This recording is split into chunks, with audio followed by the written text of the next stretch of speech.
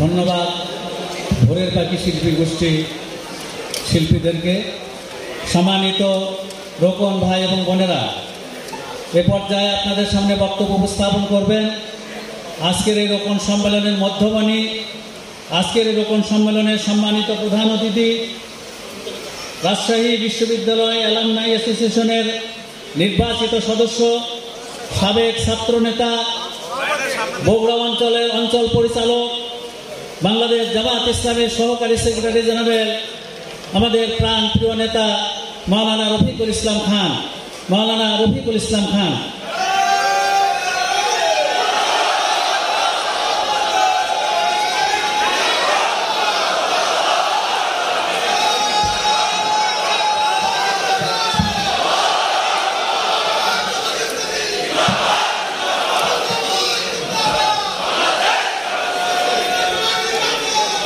আলহামদুলিল্লাহ।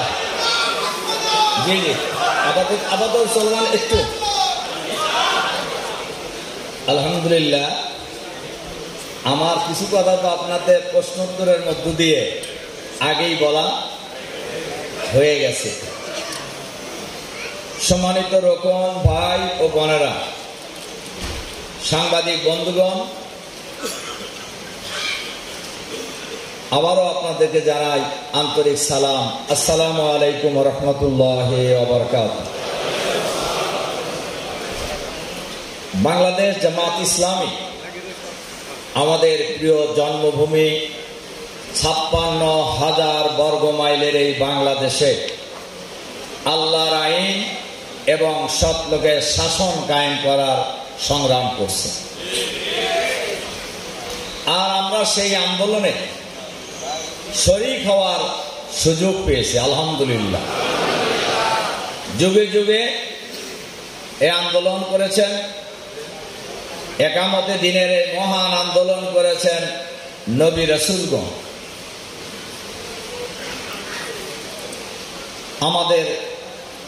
আমরা সেই আন্দোলনে শরীক হওয়ার সুযোগ পেয়েছি, আবারও আলহামদুলিল্লাহ। আমাদের এই আন্দোলনের নাম নবিয়ানা আন্দোলন। নবী রাসূলরা যে আন্দোলন করেছেন, আমাদের আন্দোলন সেই আন্দোলন। আর সেই আন্দোলনের শরীক হওয়ার সুযোগ পাওয়া, এটা নিঃসন্দেহে আল্লাহ তাআলার এক বিরাট রহমত এবং অনুগ্রহ। কোরআনের ভাষায় যালিকা ফাদলুল্লাহি ইউতিহি মাইয়াশা, এটা আল্লাহর বিরাট এক অনুগ্রহ। আল্লাহ তাআলা যাকে চান তাকে দান করে। সুবহানাল্লাহ। কাজে আল্লাহ আমাদেরকে সেই সুযোগ দিয়েছেন, এটা আমরা খুশি না বেজা? আমরা খুশি। আমরা প্রাউড ফিল করি নিজেকে যে আমরা এই মহান আন্দোলনের শরীক হওয়ার সুযোগ পেয়েছি, আলহামদুলিল্লাহ।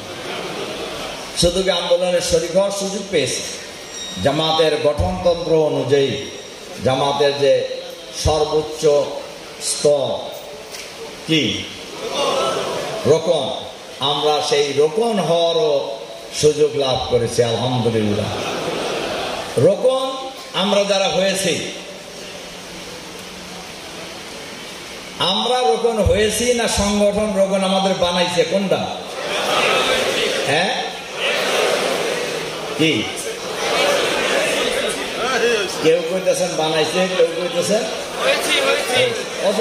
বেশিরভাগ লোকই বলছেন যে আমরা হয়েছি। এটা সঠিক? এটা কি? এটা সঠিক। তার কারণ জামাত ইসলামীদের রোকন বানানো যায় না, রোকন হইতে হয়। কারণ একজন লোক রোকন হওয়ার জন্য অনেকগুলি ক্রাইটেরিয়া মেনটেন করে রোকন হইতে হয়। এটা কি যদি যিনি হবেন তিনি যদি এগুলো মেনটেন না করেন, তাহলে কি তিনি রোকন হতে পারবেন? যেমন একটা অন্যতম ক্রাইটেরিয়া, জামাতের কোন রোকন যারা হবেন অথবা রোকন হয়েছেন, কোন সুদি কারবারের সাথে জড়িত থাকতে পারবেন না। কি ঠিক আছে? তাহলে এই সুদি কারবার থেকে যদি কেউ বিরত না থাকে, জামাত ইসলামী হাজারো চেষ্টা করলেও তাকে কি রোকন বানাতে পারবে? এটা জাস্ট একটা এক্সাম্পল বললাম আর কি। কাজেই জামাতের রোকন বানানো হয় না, জামাতের রোকন হইতে হয়। একজন কর্মী যখন জামাত ইসলামের গঠনতন্ত্র অনুযায়ী, শরিয়া অনুযায়ী রোকন হওয়ার মানে পৌঁছে তখনই সংগঠনের এই দায়িত্ব হলো তাকে রোকন হিসাবে শপথ দেওয়ার ব্যবস্থা করা। কিন্তু যদি মানে না থাকেন তাহলে কাউকে কি রোকন করা হয়?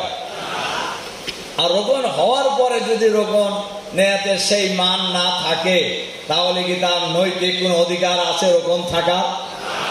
একজন ভাই বা বোন যদি রোকনিয়াতের মানে না পৌঁছার কারণে তাকে রোকন হিসাবে শপথ দেওয়া না হয় তাহলে রোকন হওয়ার পরে যদি তিনি সেই মান রক্ষা করতে না পারেন তাহলে কি তিনি রোকন থাকার অধিকার রাখেন? বলেন রাখেন কিনা? রাখেন না। আমরা আজকের এই রোকন সম্মেলনে আমরা আহ্বান জানাবো, আমরা রোকনিয়াতের মান হলো, মান কোন সময় স্থির থাকে না। কি থাকে না? হয় নিচে নামে অথবা রোকনিয়াতের স্পিরিটটা কি? আমরা শপথ নিয়েছি না? কি শপথ নিয়েছি? ইন্না সলাতি ওয়া নুসুকি ওয়া মাহইয়ায়া ওয়া মামাতি লিল্লাহি রাব্বিল আলামিন। আচ্ছা, এই শপথকে আপনাকে কেউ বাধ্য করছে না আপনি নিজে নিছেন? যদি কেউ বুঝে এই শপথ নিয়ে থাকে তার মানের অবনতি হওয়ার কোনো কারণ নাই। আবেগে যদি নিয়ে থাকেন তাহলে মানের অবনতি হইতে পারে। তবে আমরা বিশ্বাস করি আমরা বুঝে শুনেই নিয়েছি। ঠিক আছে কিনা? আমরা ওই কোরআনের আয়াত বলি নাই, ইন্টারভিউতে বলেন তো দেখি, ইন্নাল্লাহা আশতারা মিনাল মুমিনিনা আনফুসাহুম ওয়া আমওয়ালাহুম বিআন্না লাহুমুল জান্নাহ। এই আয়াত শেষ পর্যন্ত মুখস্থ আছে কার কার? তারা হাত তোলেন। আল্লাহু আকবার, আলহামদুলিল্লাহ, সবার মুখস্থ আছে। এটা ভালো খবর। বোনদেরটা তো দেখা যাচ্ছে না। আমার ধারণা বোনেরা এই ব্যাপারে ভাইদের চাইতে কি ভালো আছে, ভালো আছে। রাগ করেন না, বোনদের মান ভালো আছে, আলহামদুলিল্লাহ। সম্মানিত রোকন ভাই এবং বোনেরা, এই মান যদি কেউ লঙ্ঘন করে বা আমার প্রতিশ্রুতি অনুযায়ী যদি কেউ না চলে, প্রতিশ্রুতির ব্যাপারে আল্লাহর কাছে জবাবদিহি করতে হবে কিনা? যেটা সূরা বানী ইসরাঈলের 34 নম্বর আয়াতে আল্লাহ তাআলা বলছেন, আউফু বিল আহদি ইন্নাল আহদা কানা মাসউলা। তোমরা প্রতিশ্রুতি পূর্ণ করো, কেননা প্রতিশ্রুতির ব্যাপারে তোমাদেরকে জিজ্ঞাসাবাদ করা হবে। এই প্রতিশ্রুতি যদি কেউ ভঙ্গ করে এর পরিণামও তাকেই, ফামান নাকাসা ফাইন্নামা ইয়ানকুসু আলা নাফসি। যে ব্যক্তি প্রতিশ্রুতি ভঙ্গ করবে এর পরিণাম তাকেই ভোগ করতে হবে। কাজে আমরা প্রতিশ্রুতির ব্যাপারে সব সময় আমরা সজাগ থাকবো ইনশাআল্লাহ। এটা হলো আমার 1 নম্বর কথা, এই পয়েন্টটি। দ্বিতীয় কথা হলো জামাত ইসলামের রোকনদেরকেই বাংলাদেশের জনগণ স্ব এলাকায় জামাতের নেতা মনে করে কিনা? কাজেই প্রত্যেক জামাতের রোকন ভাই বোনের আমল, আখলাক, আচার আচরণ, লেনদেন, ব্যবসা বাণিজ্য পরিচ্ছন্ন হইতে হবে। এই পয়েন্টে কোনো দুর্বলতা দেখানো যাবে না। কি ঠিক আছে? আমার সাথে কি একমত আপনারা? কারা কারা একমত এটা পরিচ্ছন্ন থাকা উচিত? হ্যাঁ, আলহামদুলিল্লাহ। কেন আমি হাত তুলতে বলছি বলতে পারবেন না কি? এই পয়েন্টে জামাত কোনো কম্প্রোমাইজ করে না, ঠিক আছে? কাজেই এই পয়েন্টে আমি সহ আমরা সবাই রুকনিয়াতের মানের ব্যাপারে আমরা সদা সর্বদা সজাগ, সতর্ক এবং আপোষহীন থাকবো ইনশাআল্লাহ। সম্মানিত রোকন ভাই এবং বোনেরা, বাংলাদেশ জামাত ইসলামী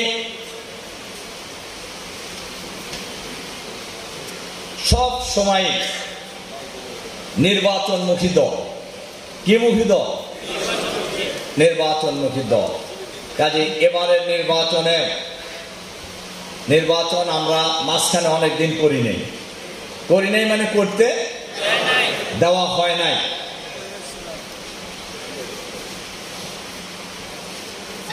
এবার নির্বাচন হবে, জুলাই বিপ্লবের পরে নির্বাচন হবে ইনশাআল্লাহ। আমরা বিশ্বাস করি এই নির্বাচন ফ্রি, ফেয়ার, ক্রেডিবল হবে, সবার কাছে নিরপেক্ষ এবং গ্রহণযোগ্য হবে ইনশাআল্লাহ। কাজে সেই নির্বাচনে অন্যরা নানান ভাবে টাকা পয়সা ইনকাম করে, আপনারা জানেন, কিন্তু জামাত ইসলামীর প্রার্থীদের কি সেই সুযোগ আছে? হ্যাঁ, কি আছে? যদি এরকম কোনো খবর পাওয়া যায়, আপনারাই তো আন্দোলন করবেন যে অমুক দিয়ে নির্বাচন করা যাইব না, কি বলবেন কি না? আর শরিয়া তো অ্যালাউ করে না, আমাদের সংগঠনও অ্যালাউ করে না, আমাদের ম্যান পাওয়ার অ্যালাউ করে না। করে কিনা? করে না। তাহলে নির্বাচন করবেন কিভাবে ওনারা, যারা প্রার্থী? কাজেই আমরা সব সময় আমাদেরকে যখন দিনের পর দিন, সপ্তাহের পর সপ্তাহ, আমাকে তো প্রথমবার যখন গ্রেফতার করা হয়েছিল এক নাগারে আমি 1 মাস রিমান্ডে ছিলাম, 30 দিন রিমান্ডে ছিলাম। আমাকে এর পরের বারও প্রায় 15 দিন রিমান্ডে ছিলাম। সেকেন্ড টাইমে গ্রেফতার হওয়ার পর যখন প্রায় 3 বছর জেলে থাকলাম। আমাদেরকে যত প্রশ্ন করা হয়েছে রিমান্ডে, অন্যতম প্রশ্ন ছিল আপনাদের টাকার উৎস কি। আমার কথা কি বুঝতে পারছেন? আমরা বলছি আমাদের টাকার উৎস হলো আমাদের কর্মী বাহিনী, আমাদের ম্যান পাওয়ার। আশ্চর্য হয়, টাকায় থাকে, তাই নেই? আমরা তো জানি যে আপনারা পাকিস্তান থেকে পান, সৌদি আরব থেকে পান, পান।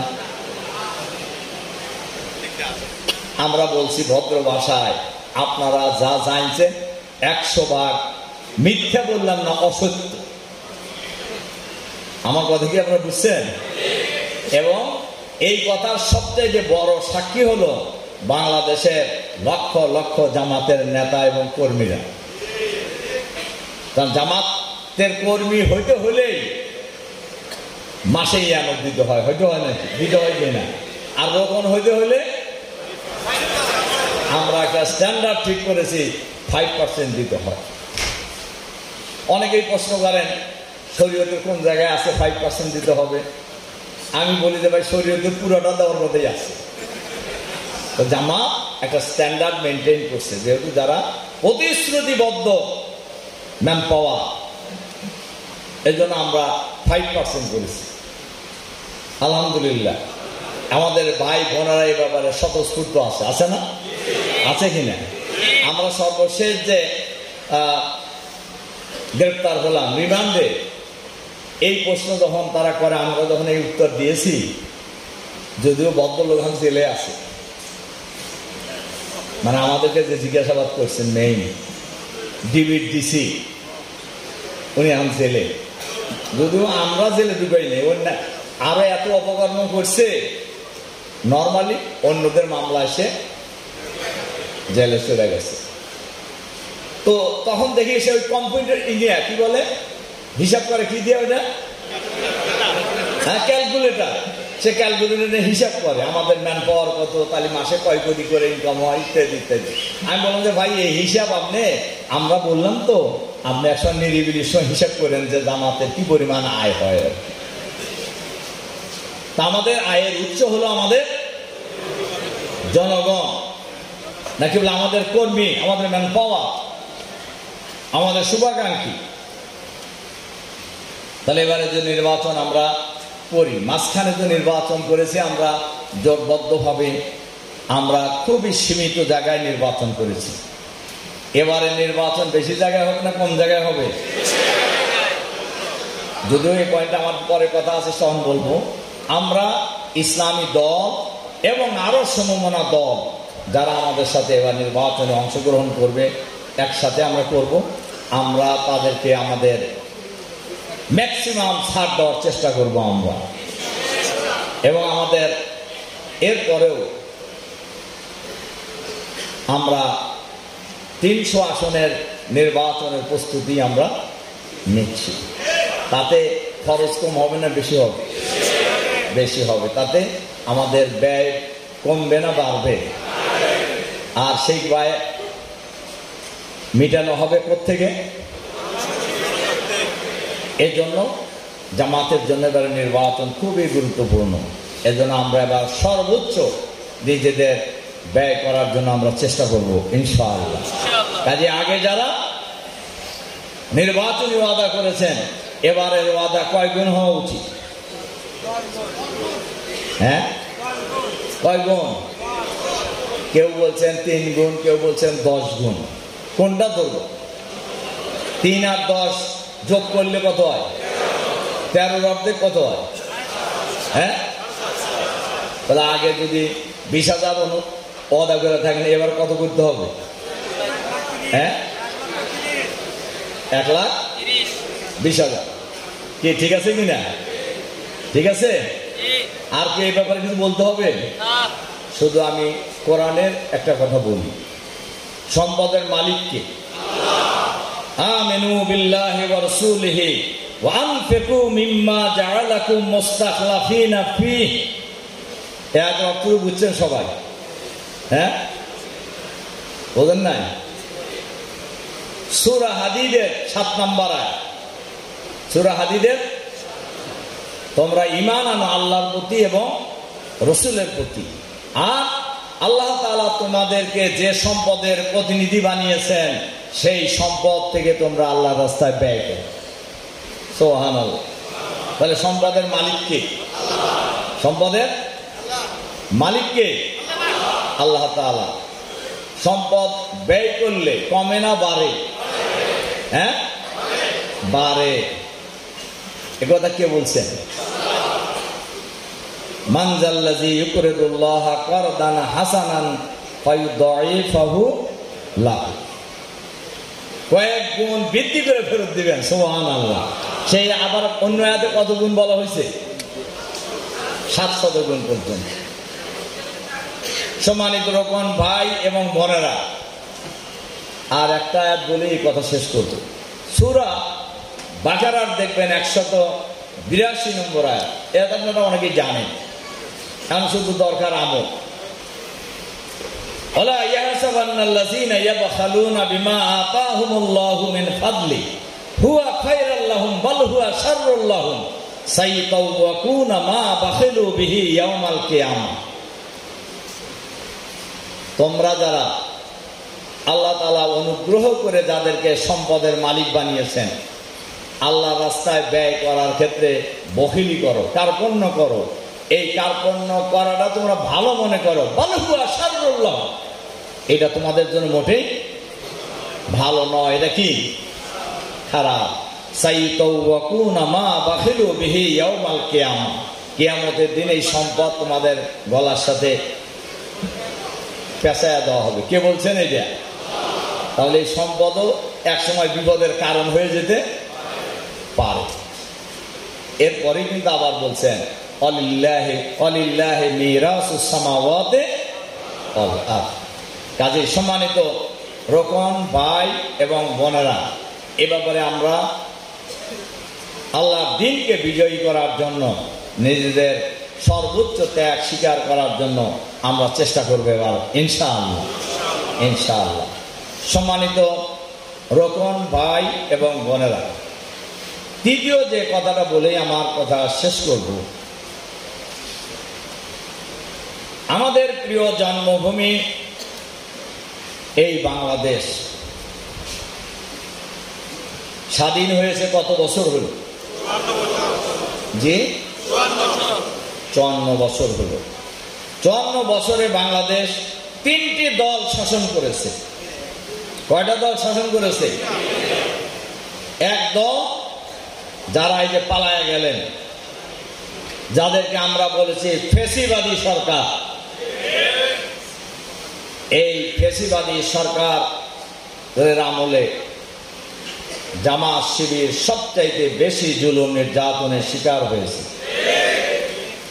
এই ফ্যাসিবাদী সরকারের জুলুম নির্যাতনের শিকার হয়ে বাংলাদেশের বিরোধী দলের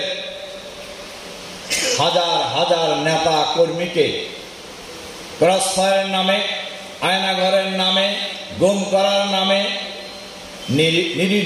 নির্বিচারে হত্যা করা হয়েছে, আহত করা হয়েছে, পঙ্গু করা হয়েছে, আয়নাঘরে নেওয়া হয়েছে। বছরের পর বছর অনেক নেতা কর্মীকে কারাবন্দী জীবন যাপন করতে হয়েছে। এক্ষেত্রে সবচাইতে জুলুম নির্যাতনের শিকার হয়েছে বাংলাদেশ জামাত ইসলামী এবং ইসলামী ছাত্র শিবির। এত জুলুম নির্যাতন আর কার উপর করা হয় নাই। যে দলের প্রধান, এই উপমহাদেশের অন্যতম রাজনীতিবিদ, এই উপমহাদেশের অন্যতম প্রধান আলেম, বাংলাদেশ জামাত ইসলামীর আমির, দুর্নীতিমুক্ত মন্ত্রী শহীদ আমিরে জামাত মাওলানা মতিউর রহমান নিজামী সহ জামাতের 11 জন কেন্দ্রীয় নেতা, সিনিয়র নেতাকে হয় বিচারের নামে নাটক মঞ্চস্থ করে, মিথ্যা সাক্ষী দিয়ে নাটক মঞ্চস্থ করে ফাঁসিতে ঝুলে হত্যা করা হয়েছে, আর না হয় জেলখানায় নির্মমভাবে হত্যা করা হয়েছে। ইতিমধ্যে জামাত নেতৃবৃন্দের এই বিচার যে ছিল খুবই অন্যায়, জুলুম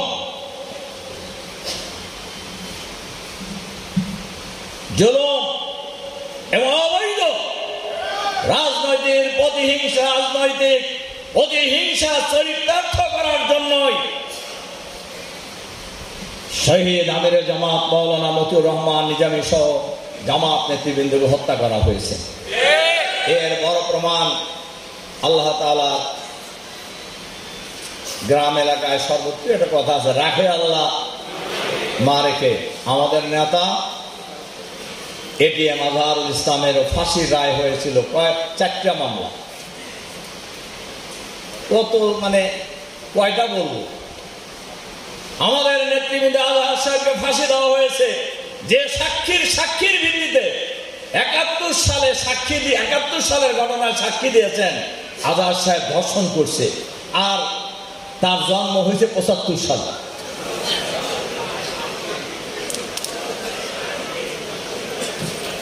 আমার কথাকে আপনারা বুঝতেছেন কিছু? যাই হোক, ওনার ফাঁসির রায় আল্লাহ তাআলা যেহেতু ওনাকে জীবিত রাখবেন জাতিকে বোঝানোর জন্য, ওনার রায়ে বাংলাদেশের সর্বোচ্চ আদালত সুপ্রিম কোর্টের অ্যাপিলেট ডিভিশনের পূর্ণাঙ্গ বেঞ্চ সম্মিলিত রায় দিয়েছেন। এই রায় ছিল ন্যায়ভ্রষ্ট রায়। এই রায় ছিল, পুরা বিচার প্রক্রিয়াটাই ছিল অবৈধ।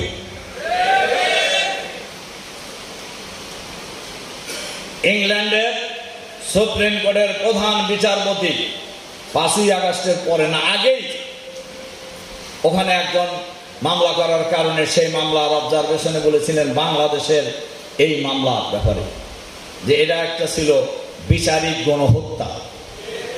আজকের এরকম সম্মেলনে আমরা অন্তর্বর্তীকালীন সরকারের কাছে আহ্বান জানাবো, এই বিচার কাজের সাথে যারা জড়িত ছিলেন, বিচারপতি, প্রসিকিউশন, তদন্ত কর্মকর্তা, মিথ্যা সাক্ষীদাতা, সবাইকে গ্রেফতার করে বিচারের আওতায় নিয়ে আসুন। কারণ এরা খুনি, এই খুনিদের কোনো ক্ষমা নাই।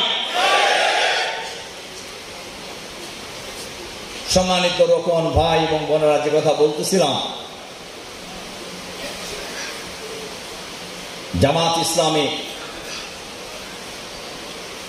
নেতাদেরকে ফাঁসি দিয়ে তারা কি চেয়েছিল?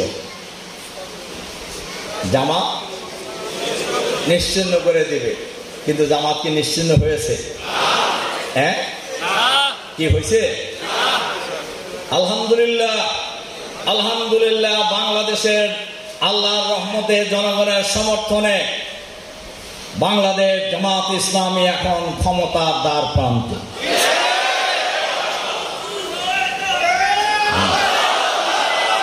একটু স্লোগান, আমি যে কথা বলতেছিলাম, কয়টা দল এই দেশ শাসন